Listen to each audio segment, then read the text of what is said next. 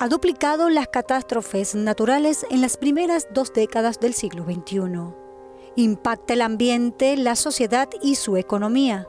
Aumenta la vulnerabilidad de los sectores más pobres. Hoy en el mapa conoceremos más de la crisis climática global.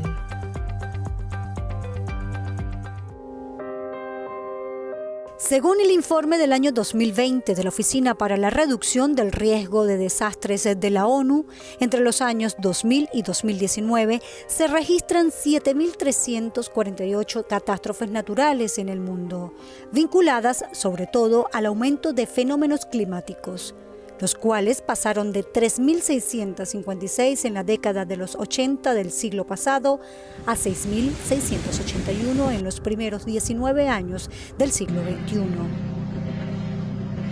Desde entonces hasta ahora, la cifra ha aumentado. 2 científicos del IBIC, Noemí Chacón y el doctor Carlos Méndez, nos explican cómo llegamos a esta situación y las respuestas desde el sur global.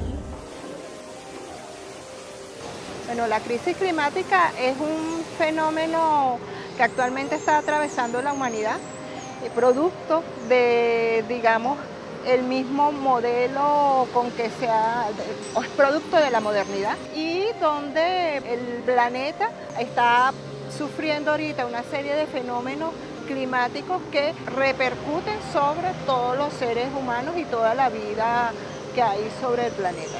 Los inicios de todos estos cambios globales y el cambio climático como tal se viene desde que comenzó todo el proceso de industrialización, desde la revolución industrial, todo eso comenzó la crisis climática. La revolución industrial comienza en 1760 en el Reino Unido de Gran Bretaña y se extiende por Europa hasta 1840. Luego vienen otras oleadas. Es la época de mayor transformación socioeconómica, cultural y tecnológica de la historia, que también trae problemas ambientales. Se contaminan las aguas superficiales, la atmósfera y los suelos por descarga y acumulación de residuos industriales. Según los expertos, metales como el plomo o el estaño todavía se desprenden de las minas abandonadas y contaminan fuentes de agua potable, envenenan ríos, contribuyen al cambio climático y afectan grandes áreas del paisaje. Se descubren, usan y explotan los combustibles fósiles y recursos minerales de la Tierra. Se agotan los recursos energéticos y biológicos. La temperatura climática aumenta. La calidad y capacidad del ambiente se vuelve cada vez más débil de forma acelerada. Entonces conocemos que hay un aumento de la temperatura. Ese aumento de la temperatura ocasiona un desbalance energético en el planeta. Recordemos que la temperatura es nada más una aproximación de lo que está sucediendo con el clima, pero cuando hablamos de clima, hablamos de precipitación, hablamos de presión atmosférica, hablamos de dirección de viento. Entonces todo eso se confluye en que la Tierra tiene un sistema de distribución de la energía que nos llega desde el Sol y que en pequeña medida también es emitida por el propio planeta. Entonces hay como cinturones de circulación de energía que en el planeta tienen un equilibrio. Cuando ocurre el aumento de los gases de efecto invernadero, esos cinturones de distribución de energía entran en desequilibrio. ¿Qué trae eso como consecuencia? Lo que estamos viviendo. El efecto invernadero es un fenómeno natural por el cual unos gases determinados de la atmósfera retienen parte de la energía solar reflejada en el suelo. La absorben y transforman un movimiento molecular interno que produce un aumento de temperatura media de la atmósfera terrestre y de los océanos. Esto conlleva al calentamiento global. Hay 5 gases de efecto invernadero: el vapor de agua, de origen natural, y 4 originados por la actividad humana: dióxido de carbono, metano, ozono superficial y los óxidos nitrosos, y gases fluorados. A propósito de incidencia en el planeta, la Organización Meteorológica Mundial señala que el año 2023 se registra como el más caliente de la historia. con un aumento de más de 1,4 grados centígrados con respecto a los niveles preindustriales, apenas por debajo del máximo acordado en París en 2015 de 1,5 grados centígrados. To put it simply, Para hacerlo simple, nuestro planeta está quebrado. Queridos amigos, la humanidad está librando una guerra contra la naturaleza. Esto es suicida. this is suicidal. Estamos viviendo mayor intensidad de los extremos, mayor frecuencia de los extremos, ya sea de precipitación o de temperatura. Estamos viviendo acidificación de los océanos, estamos viviendo desoxigenación de los océanos, estamos viviendo el deshielo de los polos y eso nos trae consecuencias sumamente importantes, consecuencias que en un principio golpean lo que es el sistema natural y, por ejemplo, en Venezuela en este momento tenemos un ejemplo muy palpable que es la frecuencia de los incendios, los focos de incendios que tenemos en todo el país y eso es una tendencia en el sur, en Sudamérica, puesto que las condiciones atmosféricas han propiciado que ocurran más incendios, que esos incendios se propaguen muy rápidamente. Y así tenemos una cantidad de efectos, por ejemplo, lo que nos ocasiona mayor impacto de los periodos de sequía, mayor frecuencia del fenómeno del niño y de la niña, que en este momento nos estamos preparando para un periodo niña. Y por supuesto eso impacta todo lo que significa los sistemas de sobrevivencia del planeta, los sistemas de soporte de vida. Noemi Chacón participa en la redacción del 6º informe de evaluación del Panel Intergubernamental de Efectos para el Cambio Climático en 2022, junto con el Dr. Méndez y otros colegas, en el capítulo 12 sobre Centro y Suramérica, de carácter regional, y el capítulo transversal 7 sobre bosques tropicales. En el reporte se abordan la vulnerabilidad, el impacto y la adaptación a la crisis climática. En el caso de Centro y Suramérica, una de los mensajes claves más importantes de ese capítulo es que nuestra región, Centro y Suramérica, que no incluye México, es una región altamente vulnerable ante el cambio climático y esa vulnerabilidad se exacerba debido a todas las desigualdades que hay en cuanto a la distribución de recursos y todas las inequidades que hay en la región. Eso se exacerba porque todos sabemos que la crisis climática también genera mucha desigualdad, pues, o sea, es decir, digamos, no es lo mismo soportar olas de calor viviendo digamos, en un barrio que soportar olas de calor viviendo en una vivienda ventilada, con un techo, digamos, que no absorbe calor. Al regreso de la pausa. La crisis climática también impacta el sistema socioproductivo mundial. El cambio climático actual afecta la salud, como por ejemplo las repentinas olas de calor o frío. Aumentan la transmisión de enfermedades como el dengue, afecta a los sistemas agrícolas y de distribución de agua, ya sea por exceso o falta de ella.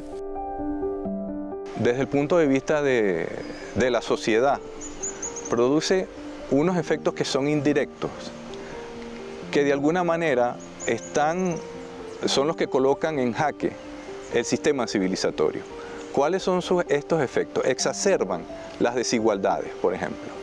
Entonces, el cambio climático también se convierte en un factor transversal, por ejemplo, a la pobreza.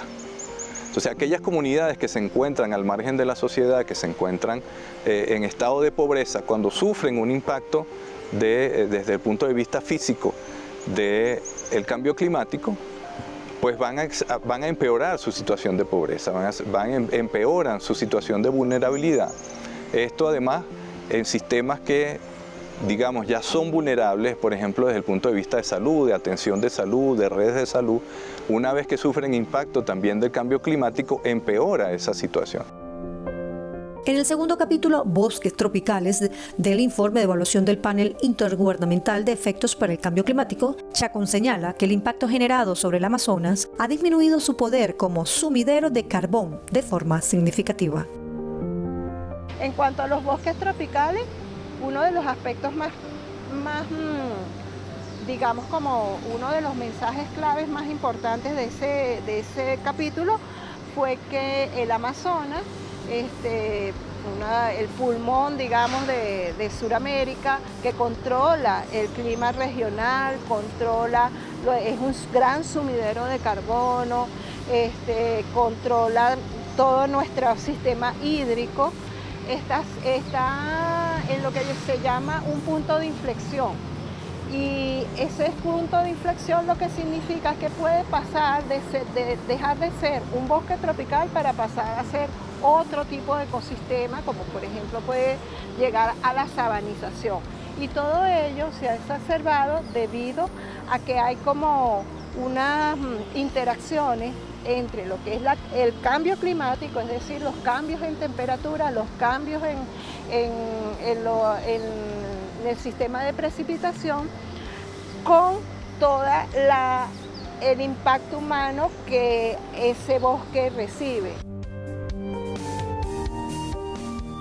La deforestación de grandes hectáreas en el Amazonas para la extracción de madera, de siembra de monocultivos, de extracción de minerales, hacen que el fuego se incremente y extensas zonas sufran sequías extremas. Todo esto genera mayor emisión de CO2 a la atmósfera, afecta a la biodiversidad así como a las comunidades indígenas que por siglos han convivido en armonía con la naturaleza.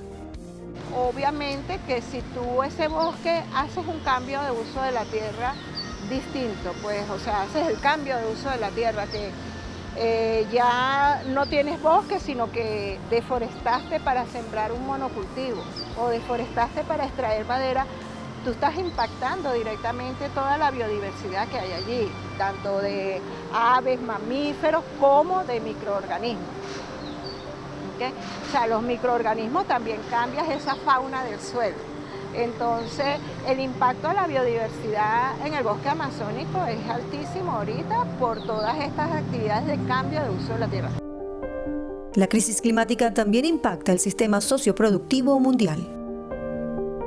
Cuando tenemos, por ejemplo, impactos sobre el sistema de producción de alimentos, estamos teniendo impactos también en la economía. Eso ocasiona incremento de lo que son los alimentos y una cadena, una cascada de impactos que van a tocar lo que es la economía y por supuesto también el sistema social por completo, el sistema socionatural. Entonces ahí es donde vemos una confluencia de lo que significa el sistema socionatural. Lo que hemos visto en los últimos 50 años es un cambio total de la configuración del planeta, impulsado por la especie humana, lo cual nos lleva a lo que los científicos denominan la sexta extinción, pero de forma acelerada debido al comportamiento humano. ¿Qué respuesta hay para detener esta catástrofe? En el caso de la crisis climática contamos con una institucionalidad que enlaza lo que es los países con el ámbito internacional, con el ámbito de Naciones Unidas. Entonces, en primer lugar tenemos la Convención de Cambio Climático, que es un acuerdo al que llegaron las naciones en el cuerpo de Naciones Unidas y que de alguna manera trata de formular soluciones y políticas a nivel internacional para solucionar el problema de cambio climático, ¿no? Ahora bien, el poder formular políticas públicas y políticas internacionales que nos ayuden a solucionar el problema pasa también por tener una base de conocimiento, una base científica. Se creó el IPCC, que es un ente científico que reúne una serie de científicos a través de ciclos, periodos de tiempo, para evaluar cuál es la circunstancia, cuál es la situación del cambio climático a nivel global y también tratar de formular soluciones desde la literatura científica a nivel al menos regional. Si es posible nacional, también lo hace. El IPCC funciona como una interfase entre la ciencia y la política. Sus siglas significan Grupo Intergubernamental de Expertos sobre el Cambio Climático o Panel Intergubernamental del Cambio Climático, auspiciado por la Organización Meteorológica Mundial y el Programa de Naciones Unidas para el Ambiente. Está conformado por un puro de asesores científicos que representan a todas las regiones del mundo para formular recomendaciones sobre lo que debe hacer el grupo. El cuerpo de gobierno es la reunión de Asamblea General. Venezuela forma parte del grupo asesor del IPCC. En este marco se prepara el reporte en el cual Chacón es una de los 240 autores de 67 países que participan en su redacción. En ese sexto informe se hizo bastante hincapié en que la crisis climática no se puede abordar desde un solo sistema de conocimiento. Y claro, cuando se elabora el sexto informe o cuando se han elaborado los informes del IPCC, ¿qué es lo que se ha hecho?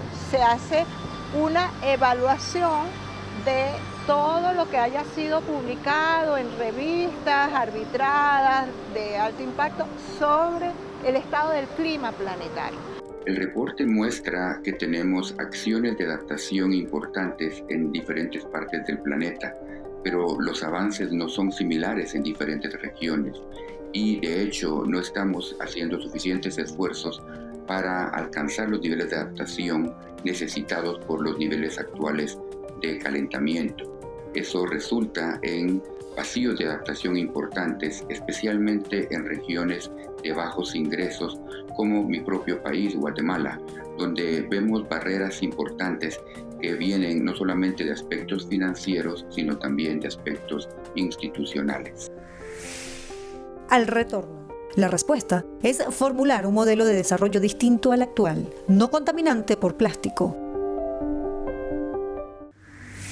El doctor Méndez Vallejo es vicepresidente del Grupo de Trabajo número 2 del IPCC, encargado de formular medidas sobre impacto, adaptación y vulnerabilidad. Representa a Suramérica. Hay que resaltar que esa posición, por supuesto, es una posición de elección. Es decir, los que optan para ocupar ese cargo pasan a una elección que en un primer momento es regional, es decir, entre los países de la región de Suramérica en este caso, y luego pasa a ser global. Entonces Venezuela ganó la posición en una elección abierta de los 192 países que forman parte del IPCC, y eso por supuesto es un gran privilegio para Venezuela. Entonces, desde el IPCC, en este momento nos encontramos en el 7º ciclo de evaluación y estamos en la elaboración de los informes que corresponden a este ciclo. Primero el informe general para poder decir entonces por dónde va nuestro aumento de temperatura, cuáles son las causas principales de ese aumento de la temperatura y formular soluciones como adaptación y mitigación a los problemas que nos está causando la crisis climática. La escogencia de Venezuela para el puesto es un reconocimiento a la labor constante que se realiza desde el Ministerio de Ciencia y Tecnología en materia de cambio climático. Se espera su impacto y se escudriña en una relación con la sociedad, las soluciones de la gente, propuestas desde el sur global, soluciones emergentes que nacen de los saberes comunitarios. En este sexto informe se hizo esfuerzos para que el tema de los conocimientos indígenas y locales fuera un tema transversal en todos los capítulos. Entonces, en nuestro capítulo regional fue muy importante incluir ese tipo de conocimiento porque, digamos, nosotros somos una región muy diversa culturalmente y se hizo esfuerzos para que los conocimientos indígenas y locales estuvieran allí presentes. De hecho, se generó el primer compendio de conocimientos indígenas que estuvo en paralelo a la formulación de este informe, donde voces indígenas pudieron incluir sus conocimientos en ese compendio y luego fueron, eso se pudo citar dentro del informe porque ya era algo publicado, entonces se pudo citar dentro del informe. Los impactos del cambio climático ya están ocurriendo. Ante esta crisis, la gente ha venido formulando, ha tenido que formular soluciones, es decir, ha tenido que colocar soluciones en el terreno para poder responder a ello. Ejemplo de eso, el impacto que hemos tenido en lo que es la soberanía alimentaria. Por ejemplo, desde el centro tenemos reportes que los campesinos, a través de la organización social, han logrado algunos de ellos tener sistemas de alerta temprana, mirar más a lo que significan las condiciones climáticas y de tiempo atmosférico y crear una red de reporte de esa situación. Eso es un ejemplo de cómo la gente ya está aportando soluciones y nosotros desde la ciencia lo que hacemos es registrar eso y de alguna manera buscar incentivar las mejoras que podamos darle desde ciencia y tecnología. La respuesta es formular un modelo de desarrollo distinto al actual, no contaminante por plástico, que no contribuya al cambio climático, a la pérdida de la biodiversidad biológica y a la crisis ambiental. Yo creo que desde el sur global está emergiendo esa corriente de que nosotros tenemos soluciones desde otros sistemas de conocimiento. Para mí esa es como nuestra principal aporte, ¿no? Como que ya va, espérate, aquí hay poblaciones que han vivido milenariamente en el bosque tropical y han logrado generar, mantener un bosque. De hecho, ya hoy día está totalmente demostrado que el bosque amazónico, la estructura y biodiversidad de ese bosque ha sido moldeada por los habitantes de ese bosque. Venezuela, como país petrolero, emite gases de efecto invernadero, pero es tan solo 0,5% de la emisión global. Por lo tanto, no es gran contaminante. Los países del norte sí emiten más de 70% de los gases de efecto invernadero. Por lo tanto, la responsabilidad de los países es diferenciada, porque la fuente principal de contaminantes está en el hemisferio norte y el impacto en el hemisferio sur. Entonces eso le presenta a los países del sur, como Venezuela, replantearse cuál es su modelo de desarrollo, puesto que el modelo de desarrollo que venimos siguiendo hasta hace poco es el modelo que nos ha, digamos, de alguna manera adoctrinado el norte. Y digo adoctrinado porque no tenemos escapatoria a la formulación de esos modelos, puesto que quien ofrece el financiamiento para el desarrollo generalmente son los entes internacionales. Y más o menos hasta los años 80, ese financiamiento que pasaba por el Fondo Monetario Internacional, pasaba por el Banco Mundial, no era otorgado a unas alternativas diferentes a los modelos de desarrollo que ya habían sido implementados en el norte. Entonces, el otro problema que le crea a Venezuela esto es un asunto de mercado, es un asunto de cómo obtener ingresos, porque conocemos hasta el momento que Venezuela y todos los países petroleros tienen su principal fuente de ingreso precisamente en la explotación de petróleo.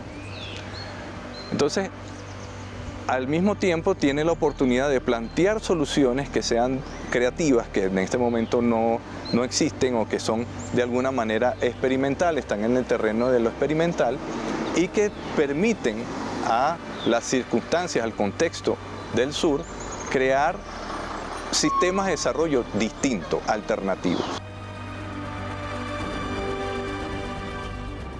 El Dr. Méndez enfoca la solución desde varios niveles de acción. Político. Supone elegir aquellos sistemas de gobierno y planteamientos que permiten poder combatir el cambio climático y la crisis global.